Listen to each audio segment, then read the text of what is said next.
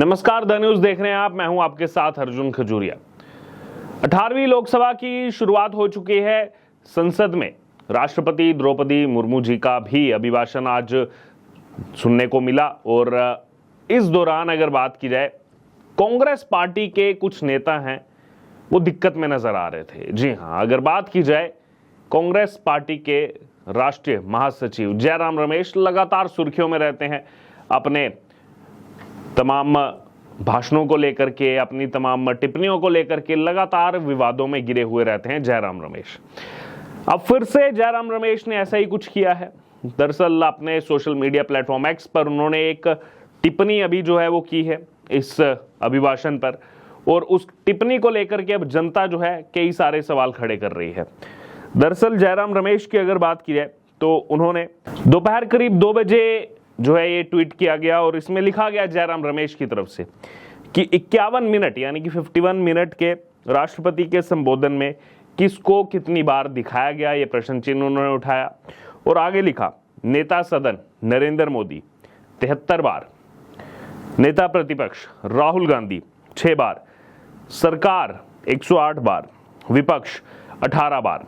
आगे लिखते हैं कि संसद टीवी सदन की कार्यवाही दिखाने के लिए, कैमरा जीवी की आत्ममुक्ता के लिए नहीं। तो देखिए यहां पर जयराम रमेश जो सवाल उठा रहे हैं, 73 बार पीएम मोदी को दिखाया गया, केवल 6 बार राहुल गांधी को दिखाया गया। सबसे पहले तो जयराम रमेश इस सवाल का जवाब दें कि पिछले 10 साल से मोदी सरकार है सत्ता में। इससे पहले अधीर रंजन चौधरी नेता प्रतिपक्ष थे। उस समय यह सवाल कितनी बार उठाया गया जयराम रमेश की तरफ से, लेकिन जैसे ही राहुल गांधी नेता प्रतिपक्ष बनाए गए तो देखिए शुरू कर दिया यहां पर यह खेल जयराम रमेश ने। अधीर रंजन चौधरी के बारे में तो ऐसा कुछ नहीं है। अधीर रंजन चौधरी का तो छोड़ दीजिए, नेता प्रतिपक्ष होते हुए भी बार बार उन्होंने जो पश्चिम बंगाल को लेकर के कहा, कांग्रेस पार्टी, कांग्रेस की जो सेंट्रल कमांड है उसने तो कभी उनकी बात मानी नहीं। क्योंकि जयराम रमेश जो यहां पर कह रहे हैं, और अधीर रंजन चौधरी की अगर मैं बात करूं तो पश्चिम बंगाल में उन्होंने तो लगातार विरोध किया तृणमूल कांग्रेस का, लेकिन सेंट्रल लीडरशिप को आप देखें कांग्रेस पार्टी की, उन्होंने तो गठबंधन किया कांग्रेस पार्टी के, और टीएमसी के साथ जो है गठबंधन हुआ, कोलिशन हुआ। और उधर अधीर रंजन चौधरी तो वहां लड़ते रहते थे, नेता प्रतिपक्ष थे वो भी। तब कितनी बार ट्वीट किए जयराम रमेश ने, ममता बनर्जी के खिलाफ लगातार आवाज उठाते रहे अधीर रंजन चौधरी, और कई प्रोटेस्टों के दौरान जो है वो पुलिस ने डिटेन भी किया, लाठीचार्ज भी हुआ। तब तो कोई आवाज नहीं उठी कांग्रेस पार्टी की तरफ से, लेकिन राहुल गांधी के देखिए नेता प्रतिपक्ष बनते ही ये तमाम चीजें निकल करके सामने आ गई हैं। लोगों की प्रतिक्रिया आपको बताता हूं जो इसी ट्वीट पर लोगों ने की है। संजीव हैं, वो कह रहे हैं कि आप सरकार बना लेते, सरकार और मोदी जी को ज्यादा ही दिखाया जाएगा, सपनों से बाहर आओ, वो सरकार है और आप 10 साल बाद भी गिरते पड़ते विपक्ष हैं। तो देखिए लोगों की तरफ से जो प्रतिक्रिया आ रही है कि वो सरकार में है और सरकार के बारे में ही जो है भाषण चल रहा था। सुना होगा आपने कई बार राष्ट्रपति द्रौपदी मुर्मू जी जब भाषण दे रही थी तो मेरी सरकार कह के कई बार उन्होंने संबोधित किया। तो ऑब्वियस सी बात है सरकार को दिखाया जाएगा। लेकिन लोग ये भी सवाल उठा रहे हैं कि जयराम रमेश जो चीज कह रहे हैं और जो सवाल बीजेपी पर उठा रहे हैं और खुद पर भी वही एलिगेशन जो है लग रहा है, वो कैसे? वो इसीलिए क्योंकि लोग कह रहे हैं कि एक तरफ आप कह रहे हैं कैमरा जीवी, पहले भी आप कहते थे कैमरा जीवी हैं, हर जगह कैमरा लेके पहुंच जाते हैं, तो उसके बाद आप ये भी लिख रहे हैं हमें इतनी कम बार दिखाया गया, हमें क्यों नहीं दिखाया गया, यानी कि आपको भी कैमरा जीवी बनना है। तो आप दूसरों पर कैमरा जीवी होने का आरोप लगा रहे हैं और ये कह रहे हैं कि हमें क्यों नहीं दिखाया गया, हम भी कैमरा जीवी हैं, हम तो बड़े कैमरा जीवी हैं। इसका जो है संदर्भ तो यही हुआ।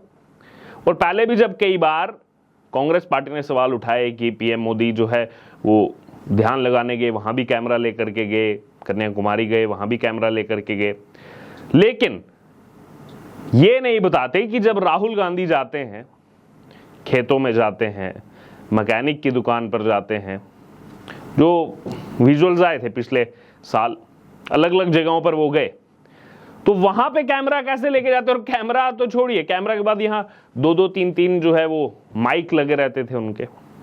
जो रिकॉर्ड कर रहे हैं, वो जो बात कर रहे हैं उसको रिकॉर्ड कर रहे हैं, तो वो मैकेनिक की दुकान पर कैमरा माइक लेके जा सकते हैं, खेतों में किसानों से बात करने कैमरा माइक लेके जा सकते हैं। लेकिन पीएम मोदी जाएंगे तो कैमरा जीवी हो गए। सोच तो यही दर्शा रही है कांग्रेस पार्टी की, खास तौर पर जयराम रमेश की।